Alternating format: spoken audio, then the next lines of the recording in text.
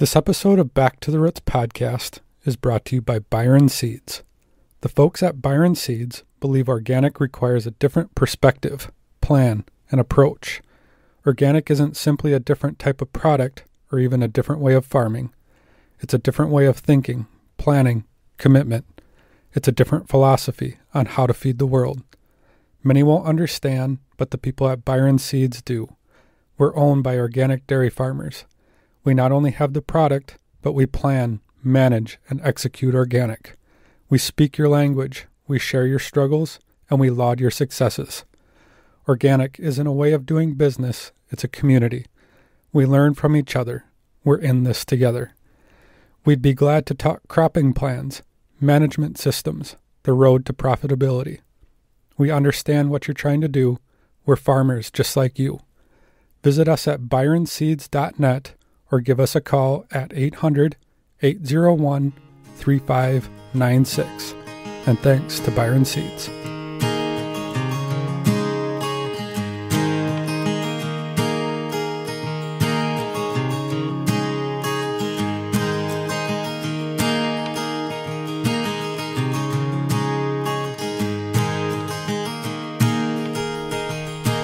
You're listening to Back to the Roots podcast. I'm Mike Klein, and along with Brian Wood, today we are in Clermont, Florida, at Uncle Matt's Organic. We are sitting here with Matt McLean, the founder and CEO of Uncle Matt's Organic. Matt, thank you so much for having us, and could you give us a little brief intro on Uncle Matt's? Yeah, well, first off, appreciate you coming to sunny Florida. Visiting us here in Clermont, our headquarters, where I basically grew up and have been here for, 48 years, quite a while. But yeah, so Uncle Matt's, we've had some, like any small business, ups, downs, and arounds, but we survived and persevered through it. We started, the brand was actually founded in June of 1999 with one little SKU, pulp-free orange juice, sold locally, and then one step next, you got a call from a bigger regional chain, then a bigger regional chain, and then before you know it, you were nationwide. And it was a fantastic journey. It had, all the intrigue of Business 101, going to from a startup to selling to a public company, Dean Foods, in 2017, so kind of culminated in that. In between was all kinds of ups, downs, and arounds with, citrus greening disease, hurricanes, droughts, all the things that go with agronomy and agriculture. And then on top of that, you have brand building, trying to get people to like you and buy you again and tell a friend. And how do you stay consistently great with each single bottle so when somebody picks you up, they want to buy it again? So the whole challenge of creating a brand, getting it out to consumers, and then also growing the product, supplying the product. There was no blueprint to farming organic in Florida. So we had a lot to do and learn and overcome to farm organic in Florida and do it well enough that people wanted to join us. Because in business, you have to show that you're profitable. Otherwise, it doesn't stay in business long. So there were wonderful challenges that there was never a dull moment. We had, just your classic perseverance and doing anything and everything you could to survive from week to week and quarter to quarter. And then eventually, you get enough critical mass and economy of scale that you've got a real business. And you got people to help you, and you kind of go from crawling to walking to running, and you get to the point where, hey, this is a legitimate, long-term, viable business that I dreamed about. And then when you get to that point, you have a citrus greening changes everything, reduces your supply, collapses what you're trying to do in Florida, and then you have to move your supply base, find more growers that are good, that are quality, that you can trust, and continue to drive the business, because it didn't slow down. So that was a long intro. I'm sorry. Well, you said You went from one bottle, and pretty soon you're nationwide. Well, I know there's a lot that goes on in between there. Yeah. But first, what got you? Were you doing organic?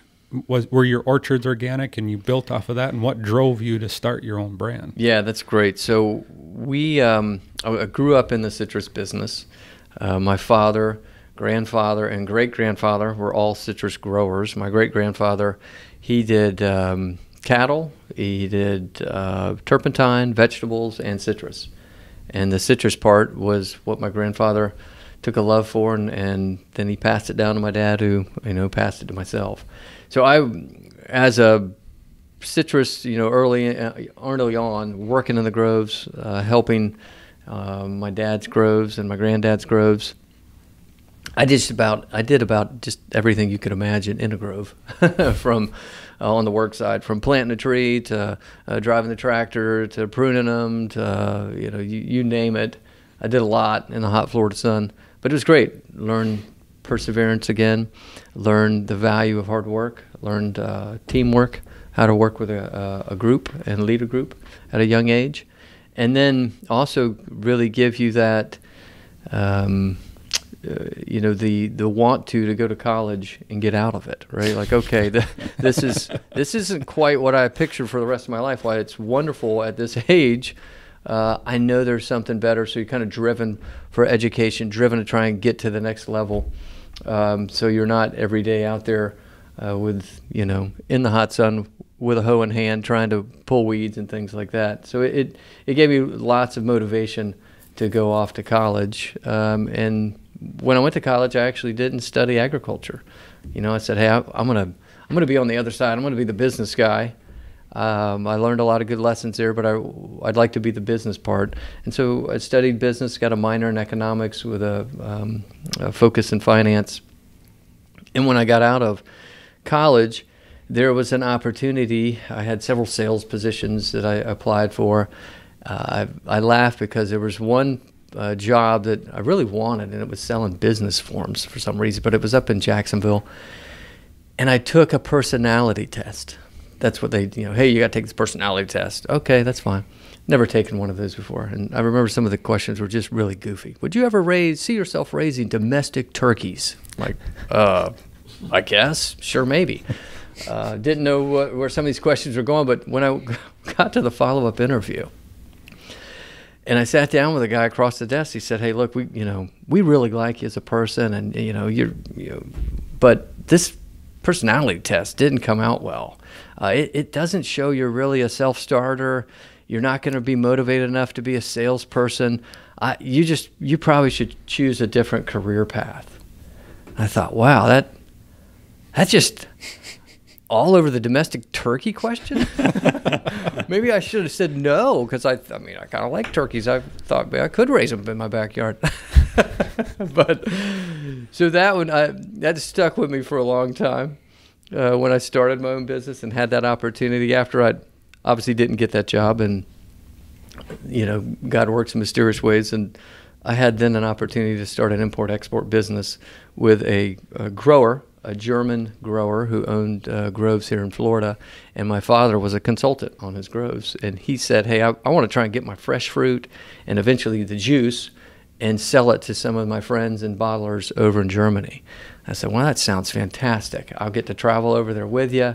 Who knows if we'll ever make any money, but I get to see Europe. I am in. So the business card was printed. I was in business with an import-export business. But I carried that little chip on my shoulder that, this guy said I was not a self-starter. I've always been a self-starter. I started a couple businesses, tree business, planting trees. I always was a hard worker. I'm like, that's just the personality test. It ticked me off for a while, right? But in the early days, it was great. We dove into it. We wound up selling a lot of juice, bulk, 55-gallon barrels, frozen NFC, not from concentrate, conventional juice from Florida, orange, grapefruit. We would send it out of Port Canaveral over to Flushing in Holland, the port there, and then it would go to the different German bottlers, some French bottlers, and we'd send it over to the UK. So that guy, he did the sales on that part, and I did the sourcing in Florida because of our family reputation and our name in the industry. I was able to go around as a 24-year-old kid and buy millions of gallons of juice to export over to these customers in Europe. And so that is where I first got my understanding really of how to make a good tasting juice, because these guys were very picky in Germany about Brix acid ratio, oil level, same in France, and they were all kind of mixologists over there. They were bringing it from all over the world, from Brazil to Florida to you name it, and they had to make it taste good, and they would put it in a glass hot fill bottle that would scalp off most of the flavor. So they had to really start with something good to begin with. But that's where I learned, what are the right varieties? What is the impact on color and flavor, and what people preferred? The Germans liked it more bitter, like their beer. The French were sweeter, like their wine. And so that's where I really cut my teeth and learned the juice business. Little did I know that, as I was doing it, it was going to have a long-lasting effect on where I am today. So about 96, 97, I had one of those German customers ask me about biologic. I was selling him conventional white grapefruit juice, NFC from Florida. He said, "Hey, Matt, we want to do some biologic." He was in a little town, Bavaria in south of Germany, a wonderful gentleman that I had a great relationship with. And I said, I don't know anything about biologic. It translates to organic in English, but I'll go back and find out. And so I came back to the U.S. on that journey and said, to my dad and grandfather first, "Hey, what is organic? Can we grow organic here?" And I've told the story a million times over the last 20 years, but that's where, for me, the rubber hit the road. Like, could I do something inorganic? I needed to be able to grow it, and we were a family of growers. And so my grandfather was still alive at the time, and he and my dad, I sat there and talked with him, and my grandfather was basically offended, like, "Hey, of course we can grow it organic. Before pesticides were invented in the 40s, what do you think we did? We farmed it, the old-fashioned way without pesticides and synthetic fertilizers. We used compost and cover crops and those kind of things." And so he said, "Yeah, absolutely, you can grow it organic. Today's world is much different. So, you're going to have to learn some of the old methods and things that we did." He, at that time, also said, we were stuck on a lot of single-factor analysis in agriculture, especially there in citrus, where it wasn't a holistic approach of starting with a, nutrient-dense soil, healthy soil that would help a tree defend disease naturally and yield healthy fruit. It was more from a single-factor standpoint. Hey, we've got a pest, so how do we eliminate that pest? We got a weed, how do we eliminate the weed? What can we do? And organic it's not a perfect farming method by any stretch, but it definitely takes into consideration the holistic approach first. Like, okay, start with a base, no different than any human. Start with a healthy gut and a healthy diet and exercise, and then go from there. And that's really what organic is. Start with your healthy soil and the gut within the soil, the active, microorganisms, the nutrient density that will yield from that in the tree, the things that a healthy soil turns on in the tree for its own immune system to help fight all the miners and things that it will get out of that soil. So that gave me the confidence that, okay, if I can grow it, then I can sell it to the guy in Germany. And then at the same time, I looked in the marketplace, and that was your kind of classic business aha moment. There was no organic Tropicana or Simply or anything like that. And I said, wow, that's kind of interesting. I know nothing about that. And they still don't have anything organic? No, the big brands? The big brands are still not organic. Sorry, I didn't mean to offend you with the big brands. No, that's okay. You're a big brand. Right. Yeah, right. We're whatever brand you want to classify us as. We're the the little guy trying to make it. But they didn't have it at that time, and so it was obviously a market opportunity. There was no organic USDA seal. It was still done by each state and their own kind of certifiers. It was the California Foods Production Act of 1990. Most people were following that rule, and different certifiers would certify to that. So we came, so when I figured that piece out, it took me probably almost 2 years to figure out, okay, how do I do a brand and how do I launch it? I knew how to source a lot of product. I now knew that we could grow it, and we started with my dad's backyard to convert the little bit of citrus we had left as a family after the freezes of the 80s had moved us from owning 500 to 600 acres to basically being citrus consultants.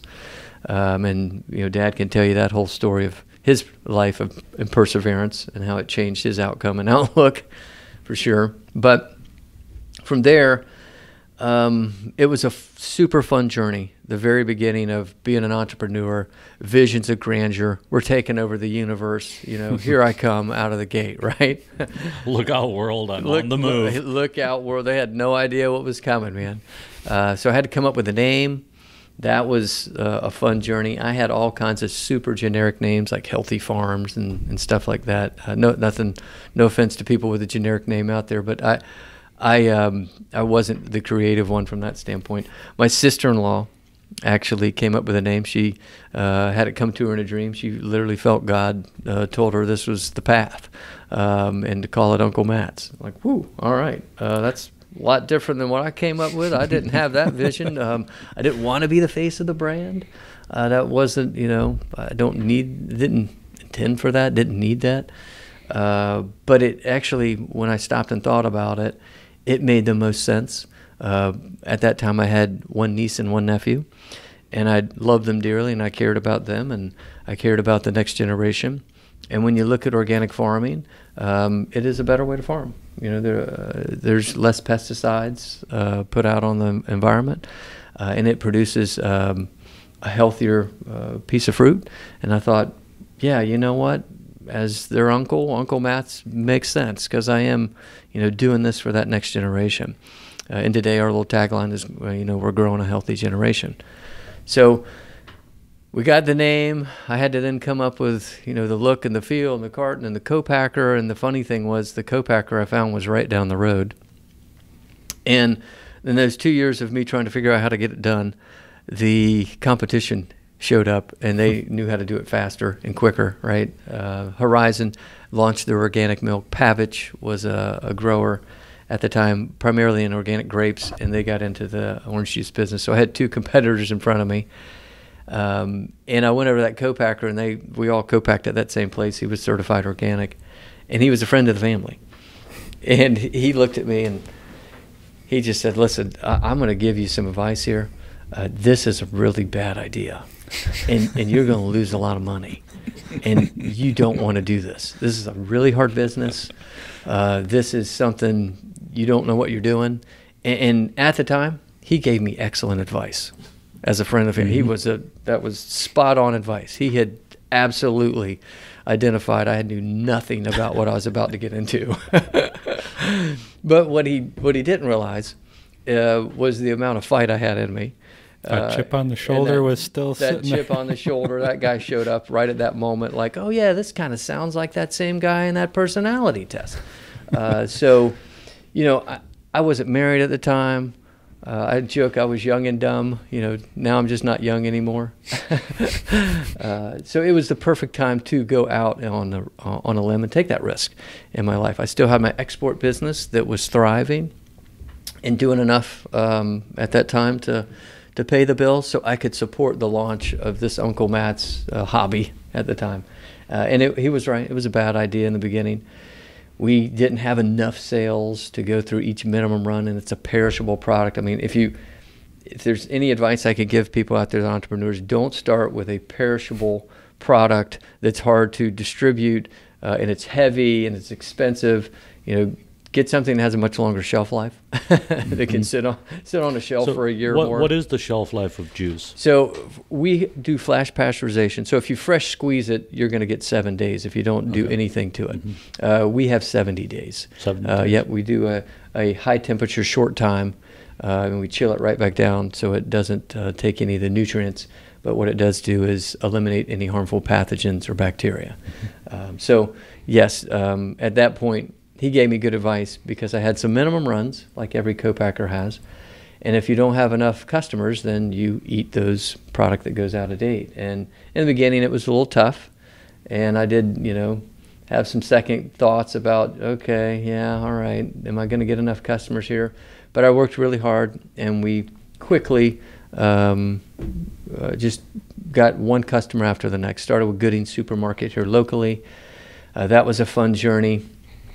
The very first shipment that I sent the guy, we had a big demo set up for the weekend. It was going into a holiday. I was super pumped. I told all my friends, family, meet me at one of these stores. I'm going to be demoing there. This is going to be awesome. I got coupons. Like, here was my big moment. And that morning, the buyer calls me. He says, "Hey, Matt, are you the Pavich brand?" I was like, "What? What do you mean Pavich brand?" "I got a pallet back here." It was my competitor. So the warehouse had shipped the wrong pallet. They didn't take my product. They took the competitor's product and sent it to my very first customer that was my biggest customer. So at that one moment in my life, I was like, oh my gosh, I will never succeed because I can do every single thing right. The journey for me to get all the way to the point where I finally put it in a carton, and I thought that was the easy part. And then there was one mistake at the back of the warehouse where the forklift driver got the wrong manifest and shipped it wrong. Oh my God.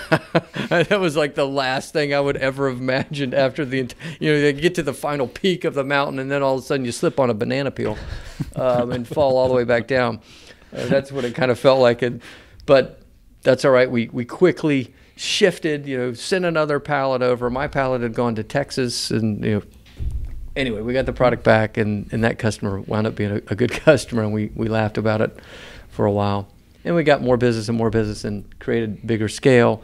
Eventually, I was not throwing away product anymore, which is great. And from there, we launched other items. So instead of just one pulp-free juice, we had a calcium and vitamin D and a with pulp, and then you have more shelf presence, you have more brand presence, and people take more notice of you. So, we took the next step, which was great. And in the beginning, we had some good organic growers that we worked with that supplied us. And then we decided as a family, I said, I've got to do more. I got to have more supply. And this is going to be a critical piece of us trying to grow the business. And so that's when 2002, we started Uncle Matt's fresh fruit side, and we brought in my dad and brother and brother-in-law, and they helped focus on growing out the supply base. So we went to growers and told them, hey, look, here's our brand. We'll buy your fruit, and we now have a couple years under our belt of growing organic, and we think we can do this successfully. And it started catching on. Not everybody. It wasn't the easiest sell. So, not to interrupt, but what is the transition on a grove? You can transition absolutely that. So 3 years. 3 years by law. 3 years from the last prohibited substance. Okay. Same as any land in organics. Yep. Okay. Now, if it's totally fallow, like a vegetable crop, if it's been fallow for 3 years, you can go in there and plant a crop, this spring, and then 60 days later you can harvest an organic crop as long as you abide by the organic inputs that you're allowed to use in there. So in citrus, we would go to a conventional grower. His fruits, his trees are fully mature, beautiful groves, and we would need to go through a 3-year transition process. So we literally, it was a long-term plan, right? There was nothing that you were going to snap your fingers and be, hey, I can supply, everybody nationwide. So as our little company grew, we converted more and more groves to organic. And at our peak, we got up to 1,500 acres under our management from, starting with 5 on my dad's backyard. And we had probably 40 different growers throughout the state, mostly Lake County, Polk County, and Highlands County, what we would refer to as the Ridge, going to the center of the state. But it was wonderful. We had our own production team. We had all our own tractors and sprayers and mowers, and we had our own little black box of what we would use as inputs and things that we would do organically to try and really help the soil and grow more and have a better quality. And we grew to be the largest fresh fruit supplier, organic fresh citrus, out of Florida. So we packed fresh fruit, and then we took the number twos, the uglies that were too big or too small or had bruises or whatever on them, and made juice. And so it was a great little business where we had, at one time I kind of smiled like, I'm going to be the Sunkist and the Tropicana organic, right? And we were on a great path with that on both places until citrus greening showed up in 2008, 2009. It started hitting throughout the state, and for the longest time, we thought we had a real good plan and we were immune to it. Our trees were next to conventional groves. Our groves were more resilient, but they weren't bulletproof. While it took longer for them to get infected, they eventually got infected, and it became where it wasn't economically feasible. So we began losing growers. We began losing our own acreage. Is there a conventional treatment for greening? So there's no silver bullet, conventional or organic. To date, they're still doing hundreds of millions of dollars of research to try and find it. Solutions range from anything from genetically modifying the tree, which in organic obviously we can't use and wouldn't use. We'll be more classical breeding and classical looking at old heirloom stuff that's resistant and finding escape trees that we think are resistant. And there's been a lot of work out there in that. My dad and brother have a couple blocks where they're planting new cultivars out that are showing good resistance to greening. And those are long-term plays. What is greening actually? Yeah, so it's a bacterial infection. It's not harmful to humans. It has no effect on humans. It solely just affects the tree. It's a bacteria that is spread by a little insect, the Asian citrus psyllid, ACP, and it carries it. Not all of them are affected, but kind of like the mosquito with malaria. It comes and feeds on the leaf for food. And when it punctures that leaf, if it has it in its gut, it will transmit that bacteria into the tree. And then the tree's main arteries, the xylem and the phloem, that have water and nutrient flow, they eventually get clogged up or have issues moving water and nutrients throughout the tree. And so what happens is you get fruit that doesn't mature, it stays green, hence the term greening. And so it will eventually get to the point where it weakens the tree so much that it will die from something, kind of like a cancer patient that would die from pneumonia. But ultimately, it was cancer that caused, the demise of the person. So that's what we're facing in citrus. There has been a real push to try and how do you eliminate that bacteria inside that tree.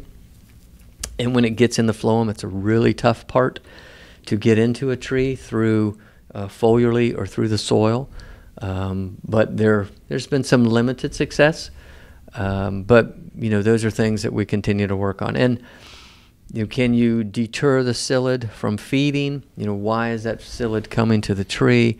What can you do there? Can you increase the boron naturally? That's been shown to be a deterrent. What other things can you do to stop the psyllid from feeding and infecting, and then naturally have that tree fend off once it is infected? So those are things that dramatically changed our trajectory as a company from the supply side. All along, the good news was our brand on the top side was growing. People were demanding more of our organic juice. We were expanding out across the U.S. We got a call from Publix after knocking on the door for 2 years there. He called me on literally 9/11. I just watched the first tower fall in my office in the back, and I was like, oh my gosh. And he said, hey, Matt, I'm going to give you some really good news on a really bad day. And I said, yeah, okay. Thanks. We're finally in Publix. Yeah, this is one of those days you'll never forget for numerous things. And so that was a big win for us. I knocked on that door for 2 years. The last sales call I went on there, I went with my dad, my granddad. So we had 3 generations sitting in front of him. And I wasn't taking no for an answer. And I've been wearing that poor guy's phone and fax and email out. He was definitely tired of hearing from me. Super professional, and he just said, hey, I think we're going to finally give you that opportunity. And we've never looked back since, and Publix is one of our best accounts. Great company. really helps small companies grow and get to the next level. So they were one. Then Whole Foods called. We got a call there to go nationwide with them. Fantastic. And then from there, you just spread out with a bunch of different regionals. Kroger came on board as well. That was another biggie. And all of those just lead to more economies of scale. I can hire a salesperson. I can hire a financial director. Just the sophistication of going from I was doing everything to having help and being able to take those steps. And today, a lot of people raise a whole bunch of money with private equity, and they hire everybody in advance, and then they hope it sells. Mm-hmm. I was the 20-year overnight success. Right. But just back to doing the sales calls yourself. Mm-hmm. How much education to those buyers initially were you talking? Well, I guess both on the organic side, just saying, well, here's the benefit. Oh, yeah. And how has that changed over the years? And then same thing with greening, just as far as educating them on here's what's happening. So that's a fantastic question, and something that most people just take for granted today and have totally forgotten all the hard work that went into convincing the first line of defense for a market is the buyer at that retail store. And the Goodings deck that I first went in on sales, half of it was what is organic, and telling them how we farm, what are allowed substances and what aren't allowed, why it's better, who is the core customer. We all were riding off the wave of the success of organic baby food. Mm-hmm. And the light bulb started to go off for most of these buyers, like, oh, these moms are buying this organic baby food. What else would they want to buy? And so it was just educating them that, hey, this consumer exists, and that organic mom spends more money than any other mom. So you don't want to, you want that mom in your store. But it was half of my deck in the beginning was what is organic, and telling them about our methodology and why it was better. And today, I don't even have one slide that defines what organic is, because they just accept, yes, we know what organic is. It's defined by the USDA. We get it. Customers want it, and we just need to know, do you have the right fit? Do you have the seal? Do you have the seal, the organic seal, the USDA organic seal, which that law came into effect in 2002. So, the California Foods Production Act was 1990, and it went all the way till 2002, till the federal government stepped in and said, hey, well, we'll make a seal from the USDA that the USDA will now oversee, and they built out a whole credible task force to go out and make sure that there's some integrity behind it, so there's not a lot of cheaters. And if you do cheat, you go to jail. I mean, you can be incarcerated, that is different than any seal that's out there.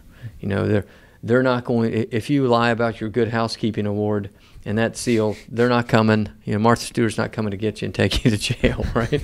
But if you lie on your USDA form and you're a crook, you can go to jail, incarceration. So that's the most compelling thing that you have for our seal, and why there's integrity and teeth behind it compared to any other, non-GMO seal or things like that. You're not going to jail if you fraud. All natural.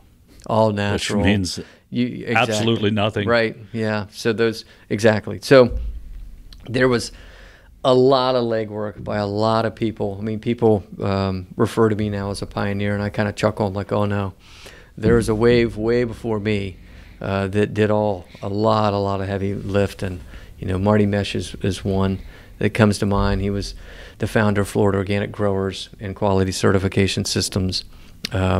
People like that, they've been in it for 40, 50 years, fighting the good fight to get us to this point. So. But it's been a long road, but today it's fantastic to see, organic. It still is not where we want it to be. It's probably 5% of your average supermarket. When you walk in there, about 5% of the items. Produce has done better. It can be as high as 10% penetration. Dairy's pretty good. I think it's, above the minimum. Orange juice, we're still really low. Some of the other categories are really low, but they continue to grow, which is good. So in coming up through greening hit, yep. and then your supply, I imagine you lost growers and supply. Yeah. So as you were really starting to hit your stride and get into stores, now all of a sudden your supply takes a dump. Yep. How do you recover that? Yeah, so imagine this, for people listening that are on the business side of it. We had, in 2012, we brought in an investor, a group out of Colorado called Clermont, private equity, fantastic. The founder of Izzy Soda joined our board, and the founder of Horizon Milk joined our board. So Mark Retzloff and Todd Willison took our little company to the next level professionally around, how do you manage a business, which was great because we then had really rapid growth after that. But imagine, so we had private equity that would help us, market and sell. Then we had institutional money that came in and help us purchase Grove and lease it back. So we could have, got to 5,000 acres with the institutional investors that really wanted to work with us. And then we had a market that was rapidly growing. We were the #1 fresh fruit supplier for organic on the East Coast. We had all these things going for us, and then citrus greening shows up. You're like, wait, what? Hold on. So this little tiny bug suddenly takes away your supply. So our big list of growers, our acreage, our institutional investor, all of that piece collapsed. And just real quick, how fast does that happen? Is it a year, like immediate? It happened over a 3-year period. Okay. Which is, to get to that stage after Just 99, it felt like you blinked and it was like poof, like, oh my gosh. And I couldn't blame anybody for, basically saying, hey, we can't do this anymore, because economically, when greening starts affecting your grove, you have less and less crop every year, but you're still trying to spend the same amount of money to, because you're in a panic mode, like, oh man, what's happening? We just need to feed it more. Is it more compost? What is it? Compost tea? What can we, we did everything we could. We threw kitchen sink and then some at it, but it just declined pretty rapidly.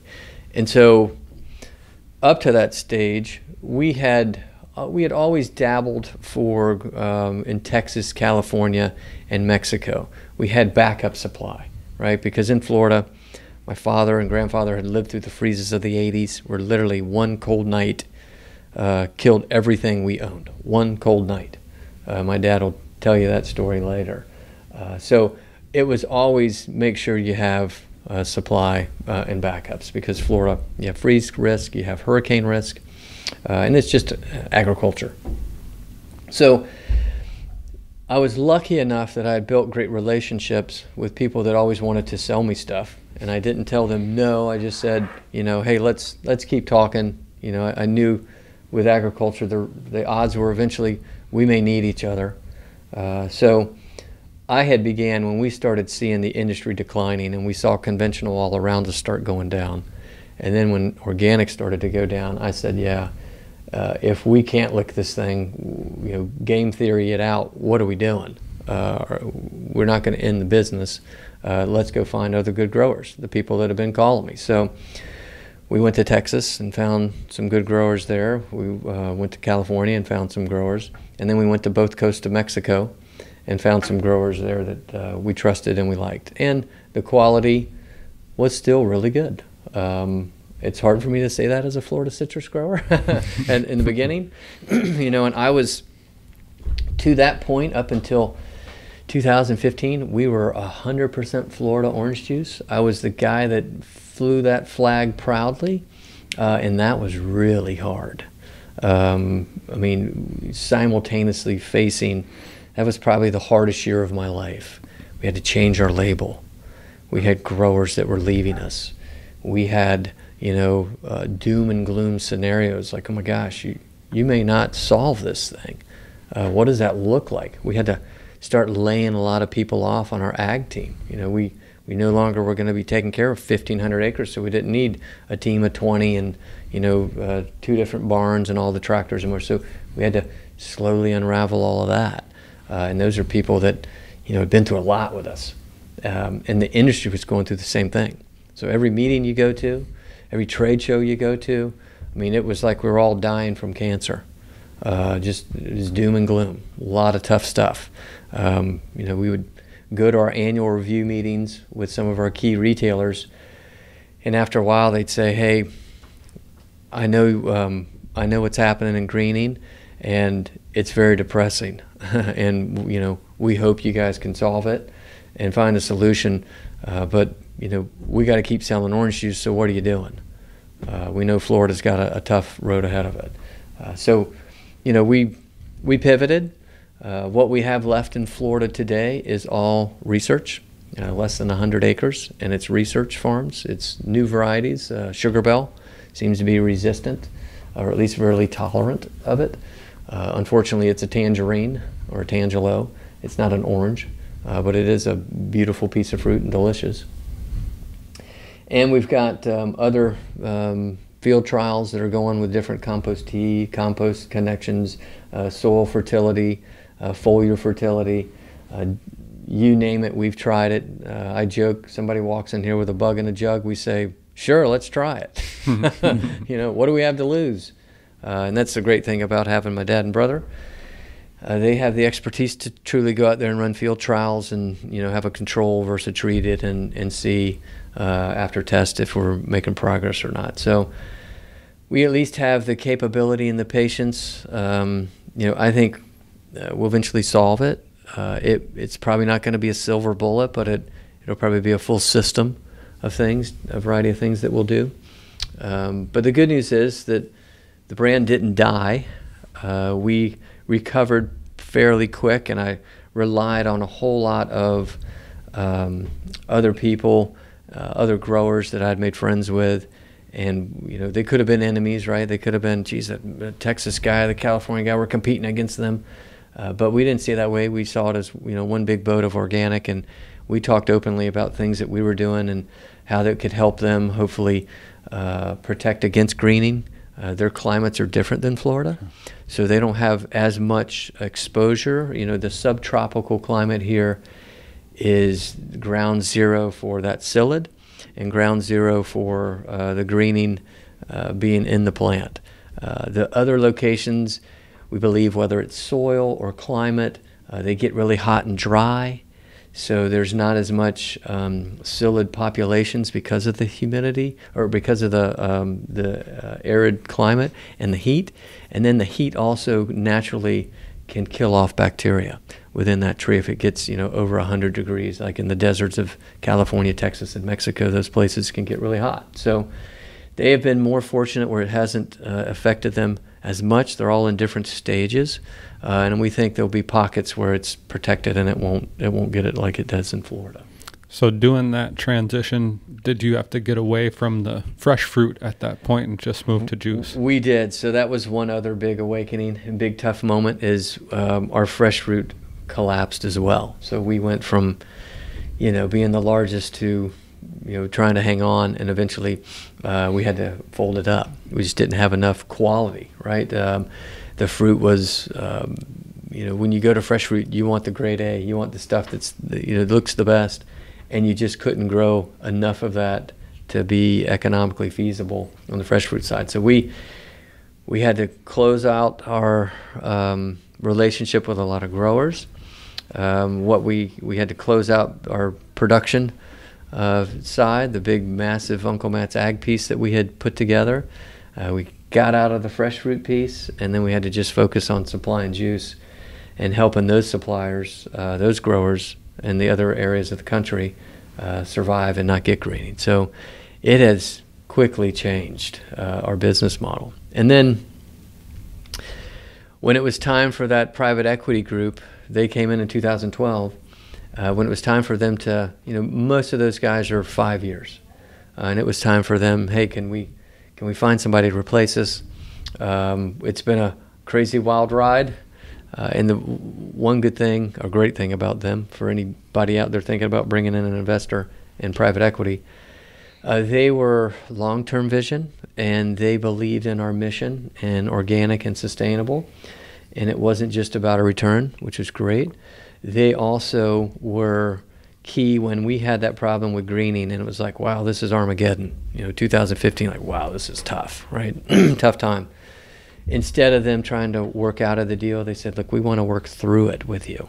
So let's find solutions, and we're here for you. And if we got to continue to fund the business, we will. Luckily, they didn't have to fund anymore. We were good, and we did work through it. And the business looked different, but the juice side kept really growing, and we successfully pivoted. And it was some tough years. But, that's business, right? I mean, you ask anybody in business if they have any success, it wasn't just given to them. They flat out had to earn it. And there was a lot of things, a lot of prayer, a lot of answered prayer, that's for sure. And, just meeting good people along the way that wanted to help you. And I'm sure part of the, just watching a growing business is, and it sounds like you probably were able to do this just through different growers, but it's always this supply. We don't have enough and we need more, and it goes up here, but sales are still down here, and you got right. this constantly stair climb that you're going through, and that's going to drive a lot of people out. It's tough because you got to predict, how much are you going to need, and then when you're trying to do a 3-year transition and look forward out because of taking conventional to organic. So it was a challenging business, but that's good and bad. It limits the amount of competition because it is really hard. Mm-hmm. So you just kind of, my granddad would joke with me in the beginning and give you the old adage, if it was easy, everybody would do it. So, be thankful that it's somewhat hard because, if barrier to entry. Right, barrier a little to entry. bit. Mm-hmm. Do you have competitors now? We do, yeah. Yeah, we've got a variety of competitors out there, either regionally. Our biggest competitor is probably Evolution. They're owned by Starbucks. Okay. So that's our biggest kind of direct from an organic standpoint. And then private label. Sure. There's every supermarket chain now has their own version of fill in the blank product, organic milk, organic, eggs, organic orange juice. So, you got to compete against those. And then the conventional brands, all natural, that type of marketing. Yep. They proudly put on their non-GMO orange juice when there is no genetically modified, commercially available oranges out there. Mm-hmm. So, they're kind of virtue signaling something that's not really Do you accurate. sell all your juice in brand? You don't provide any juice for private label, or do Correct. you? Yeah, all brand. Everything we do is branded. Mm-hmm.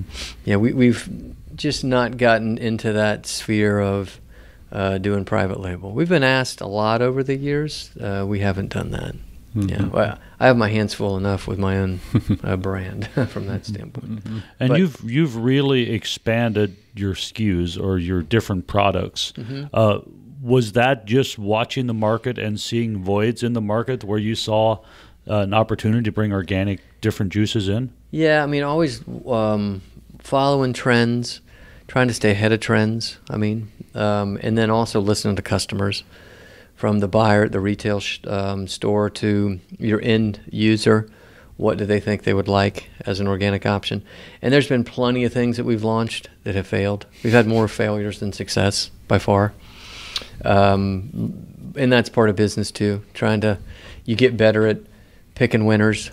Here's what I really think the customer's asking for, and here's what I really think the market will demand. In the beginning, it was, you got to be careful with organic. It is pricier, right? It's more difficult to grow.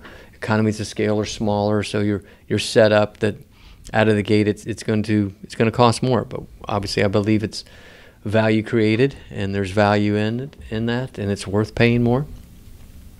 But you can't go in every supermarket. You can't go in every store. You have to be careful because you will get in places that flat out will bill you back. And you'll lose a lot of money. So you have to be careful. It can't just be a shotgun blast. This thing could go anywhere, right? You have to be careful with that. And I'm sure just on new product stuff, how did you develop the skill of not being tied to a certain product? Because you could see that a lot too, and not willing to cut bait when you need to cut bait. Yeah, we got a pretty easy roadmap in front of us with the conventional brands that have pioneered the space, right? Mm-hmm. So it's pretty easy to at least pick off what I could do organically of what a conventional juice set would look like. And that was the early days. That was pretty easy. Like, okay, I'm going to do, pulp-free, calcium, vitamin D, and with pulp. Those are the 3 orange juice SKUs, and we'll do it organic because those are the top 3 in conventional.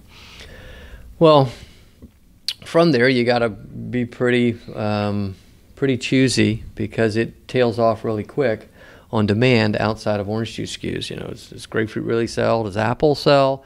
Are there blends, orange mango? Lemonades, how many people really want to buy an organic lemonade version? So you have to be careful outside of the core base.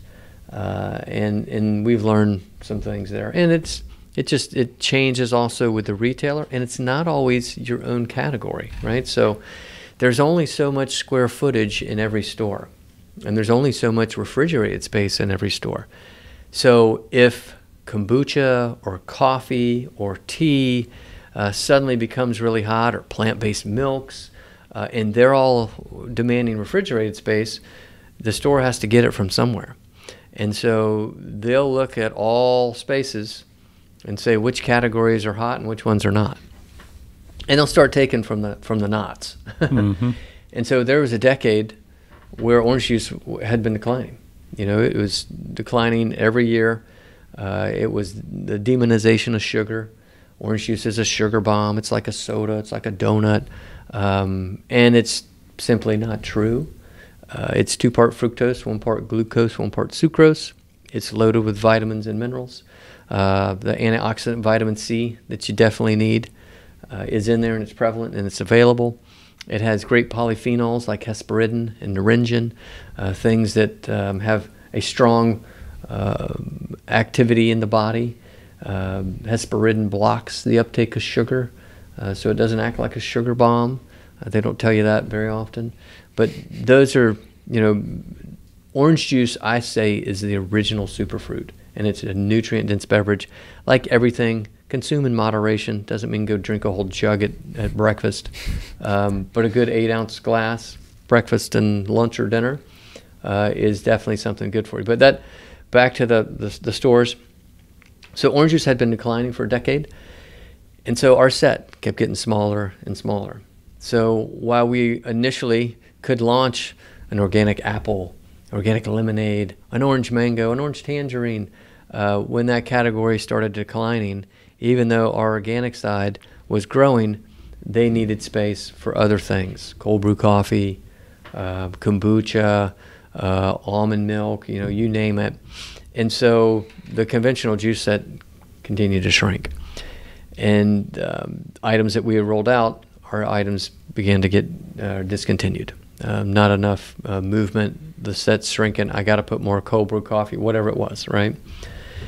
And pandemic comes along, vitamin C gets back on trend, like, ooh, you know what? We need to support our immune system on a daily basis. Orange juice sales spike by 20%, grow 20% year over year. They're still double digits, while they're not growing at 20%, but still they're 12, 13% as a category. So that's substantial. So orange juice is hip again. People understand it, like, okay, nutrient dense, vitamin C, antioxidants. I need to support my immune system on a regular basis. So, the next COVID 20, 21, 22, whatever the next variant is, my body's doing the best it can to defend itself. Mm-hmm. Mm-hmm. Mm-hmm. So I do want to go back to, you talked a little bit about the private equity in 2012, and then we talked a little bit before we started here in 2017, Dean Foods and that whole journey there. Right. So yes, private equity decides, hey, we're looking for the door. Can you help us? So we go out to the market to replace them. They were a minority investor. The family was still majority.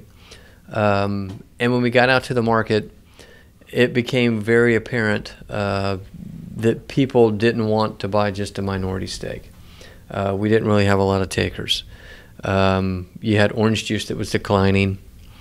You had greening that was scaring the heck out of everybody. So you had limited buyers at the time, and they definitely didn't want to do a minority. So we had thought about it a lot. We prayed over it quite a bit, like, okay, what is the right solution and next step? And we really just had a great offer. And Dean Foods came in, liked their leadership, Ralph Scozafaza and his executive team, really great people, super professional, had a good vision of where they thought they could take Dean with some other brands, and our little company jumping on their 6,000 trucks that go out every day to deliver milk across the U.S. was very compelling. And we would stay on to run the company for at least 3 years to help guide it along its path. And so I felt pretty darn good about that as a solution. And it took me a while to get there. If we didn't have citrus greening, it probably would have been a different story. This was a generational business. If we didn't have citrus greening, it could have been set up that way. And then greening came along, changed the game. So we decided to exit to Dean Foods. And it was a great event for our family and our investors. It was good. They got to exit. The employees, we made some real nice hefty bonuses to employees that were here for a long time. That was great. And some of them retired. Some of them stayed on. So that was fantastic. We made some great donations around the community, nice tithing to churches. That was fantastic. But now we were part of a $8 billion public company coming from a little small family business. It had 17,000 employees. We had 15. It had 300 salespeople. I had 3. Just the difference there. They took the finance and operations basically out of our core here. So we wound up from 15. We wound up with probably a nucleus of like 6 or 7 people here, with the most of the heavy lifting out in Dallas at the headquarters. And so that took some getting used to. I went to Dallas once a month to meet with the leadership team. I was part of the top 40 leaders of the company. I answered to the CEO directly for a good stint of that. And that was really fun to see that part of a big business and see how they operate on a perishable scale. I mean, milk is ubiquitous. It's in like every crack of the sidewalk and around the world. They put it everywhere, which was great to see. I mean, from places we just never could penetrate, the convenience, food service, the schools, all of those things. We just never, as a small brand, those are hard places and spaces to get into. And so they were able to get us in a lot of new distribution, which is great. That was fun. But then, trying to educate people that had sold milk forever about this high dollar, organic, niche orange juice brand was challenging. They took on the challenge. They were super good people, salt of the earth people. And I owe a lot to them and still very grateful for the risks they took on our company. But like most people know, the dairy industry is really tough, really low margin business, and scale and volume they use to their advantage. But then when the sales side started to decline, because similar to orange juice, milk was a declining category, they had a lot of assets. When I came on, they had 70 plants, and they had to start getting rid of them. They had too many plants, too heavy to assets, not enough sales and milk flowing through them. And eventually that led to their demise. And they had to file bankruptcy, which was really unfortunate, unexpected. I know they fought really hard as a leadership team to avoid it, but a variety of forces and factors they couldn't change, and so they wound up going bankrupt. And it caught us all by surprise. The last thing you think when you're a tiny little family business and you sell to an $8 billion NASDAQ-traded company, the last thing you think is that, gosh, I avoided bankruptcy in my, at that point, 17-year fight, and I had all kinds of things thrown at me, man. And I definitely didn't have public resources for raising capital and money. And that was the last thing I thought would ever happen to them. But unfortunately it did. And so that started the next chapter of my life. Right before they filed bankruptcy, they replaced the CEO. So Ralph, unfortunately, he couldn't turn it around, so they let him go. They brought in a new guy, and the new guy, within first couple weeks, I met with him in, corner office on the 41st floor out there at Dallas. Beautiful office looking out over downtown Dallas, and it's massive ceilings and really nice. And he says, "Hey, you're doing a great job. You're a little shining star within Dean Foods. I wish Uncle Matt's could be much bigger and really take off." And we were doing great. We were making money for him. We weren't the cause. So he said, "Have you ever thought about buying it back?" And I was like, "What'd you say?" "Yeah, buy the company back." We're going in a different direction. And these brands are not something we're experts in, and we're going to go more on a private label, with our own Dairy Pure brand and private label milk focus. So we're going to get rid of some of these brands that we had. And I said, "Well, geez, I honestly no, I've kind of parted ways with the brand, but yeah, I obviously want to do well for it going forward. It does have my name on it. So sure, I'll think hard about it, and we'll try and come up with, what that looks like." So we went through, with their M&A department, was very odd sitting down for me across the table. Here's the guy, and I'm like, okay, so what hat do I pull out of the bag to wear here as I'm sitting across from Dean Foods' M&A girl, who were trying to come up with a value for the company that I sold them, that now I want to buy back from them, that I'm currently running for them. Like, whew, okay. So if I go with a low number, does that mean I'm not doing a good job now? Or if I go... So, needless to say, we couldn't come up with the right number, right? That negotiation wasn't working out right, which is fine. They had a higher number, and I had a lower number. I didn't have the stomach for the risk. I'd already done that one time for 17 years, and so it wasn't worth it for me what they thought it was worth. So I politely and professionally passed and just said, "Hey, I hope for your sake, for the shareholders, go out there and sell it for as much as you can, and that's what you guys should do. And if they want to hire me to continue to run the thing, I'd be more than happy to help out, and that's fine." So we kind of parted ways there. They started to work with a investment banker to put together a deck for their assets, these other brands, to go out to the market and formally put together a deal and try and get to the highest and best fit. Well, before they got there, November came, and that's when they filed bankruptcy, and it hit everybody like, wow, they are filing bankruptcy. They had Dairy Farmers of America was the stalking horse bidder. That's kind of the terminology they give in bankruptcy. Kind of funny, but it meant it was the lead buyer. So they'd already put in a bid to buy Dean Foods and put together some debt funding to get it through the bankruptcy procedure. And then you were able to go in and bid against them as the lead stalking horse. So it took us a while to figure out, was Uncle Matt's part of their DFA takeover? Did they want Uncle Matt's? Were they going to keep it? And eventually we figured out that no, they weren't going to keep it. That was going to be an asset that could be sold separately in the bankruptcy court. So I started to put together my team. Okay, what does that look like? Who am I bringing in, and how much money do I want to put out on this thing? And we originally thought it was an auction. Most bankruptcies, you can start low and bid it up.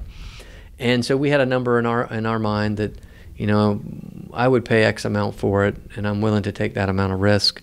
And so I had a little team that had come alongside, and we were ready to do that. And the great thing was it was industry veterans. Gary Hirschberg, through a mutual friend, Nancy Rosenzweig, she was with Values Aligned Capital, and she was a good friend through the industry that I had known.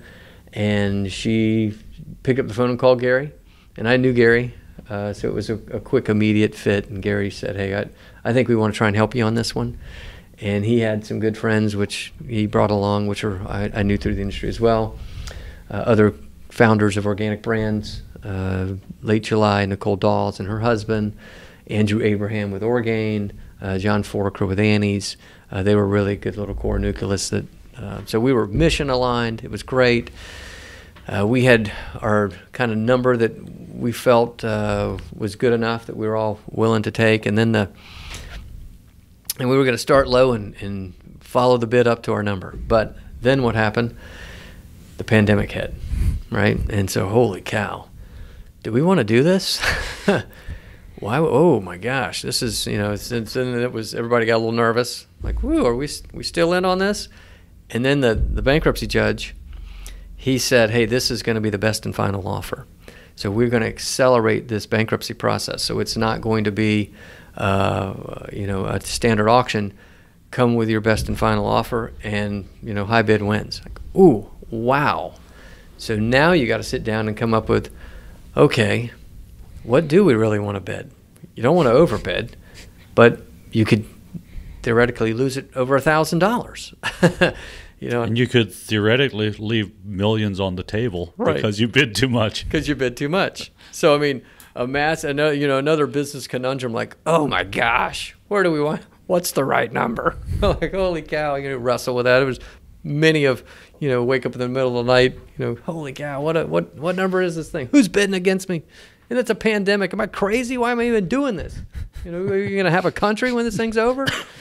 So we meandered through all that. At that point, if I would have lost the bid, my wife and I were in on a lot of legal fees. Bankruptcy attorneys, very expensive. Very good, but very expensive.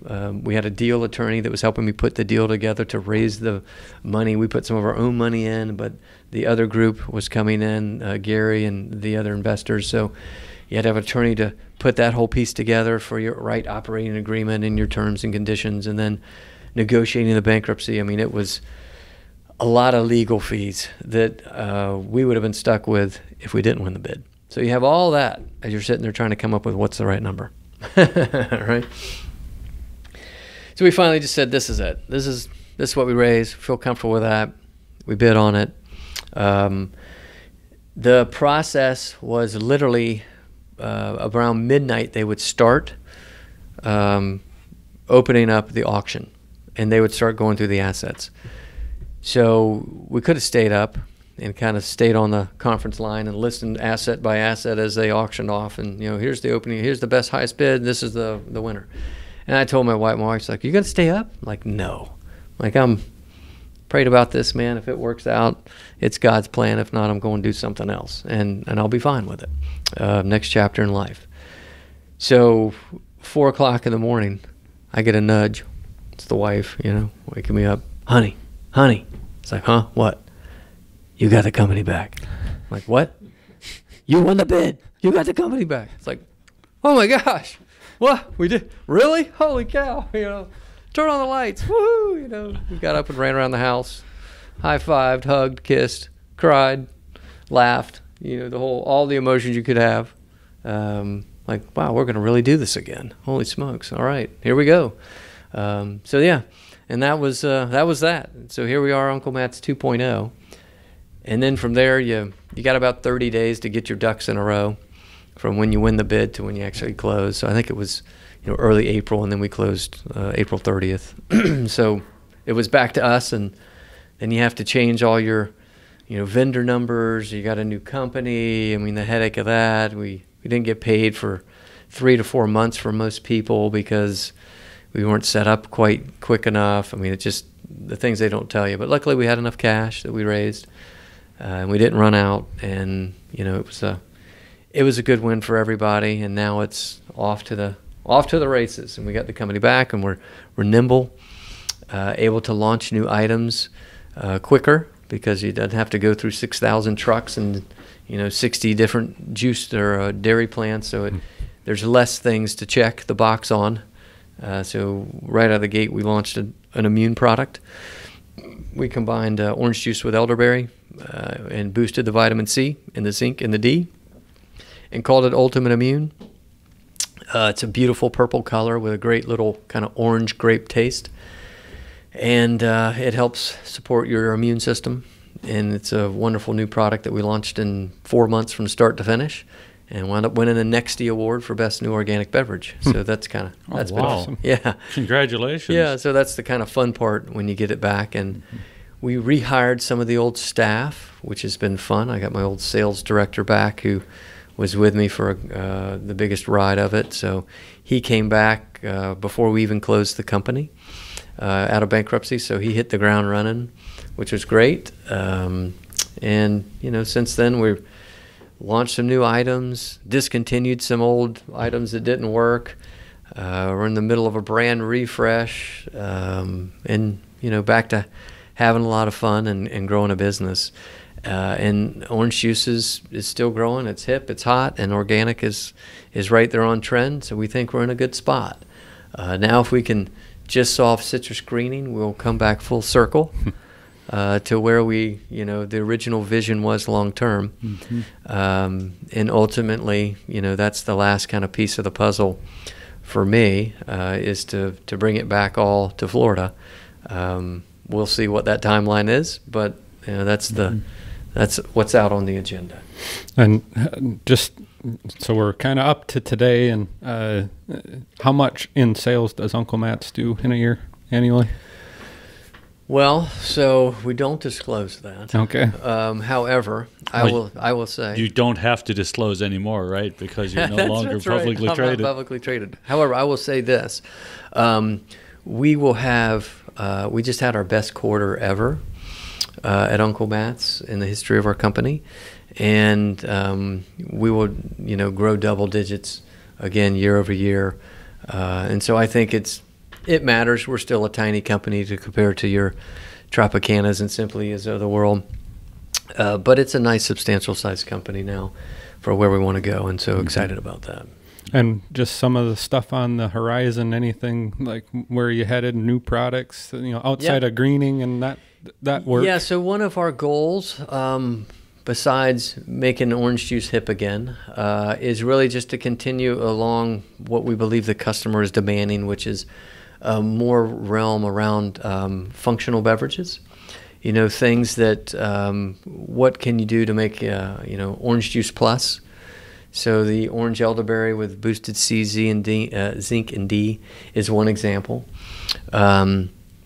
We also have we have reformulated our orange defense that had turmeric and probiotics. We've added a couple more things, boosted it with some C, added some ginger for digestion and things like that. So we'll continue to dabble in functional space to be beyond just organic commodity orange juice. We want to be a better for you beverage brand. And while orange juice is a great superfruit and a super juice, I think there's plenty of other things it can do, and it's a great base for functionality to be added to it. And so, we'll continue to focus in areas like that. It's kind of what we're thinking. Well, it's kind of a heartwarming story how it all came full circle. So I really, really appreciate the story of Uncle Matt's. Hopefully this will turn people on to buy Uncle Matt's, because it's a wonderful story. We really appreciate you taking the time to sit down with us today and inviting us to your office here, and hopefully we will meet again in the future. So thank you so much for being on. Hey, likewise. Appreciate the opportunity. And if you don't buy our juice, at least become an organic farmer. That'd be the next best thing you can do. So I hope I inspire you to do both, right? Buy the juice and then also become an organic advocate and organic farmer out there. But yeah, thanks a lot for the opportunity to what you guys do. It's important to get the word out about small brands that are making a difference. Thanks.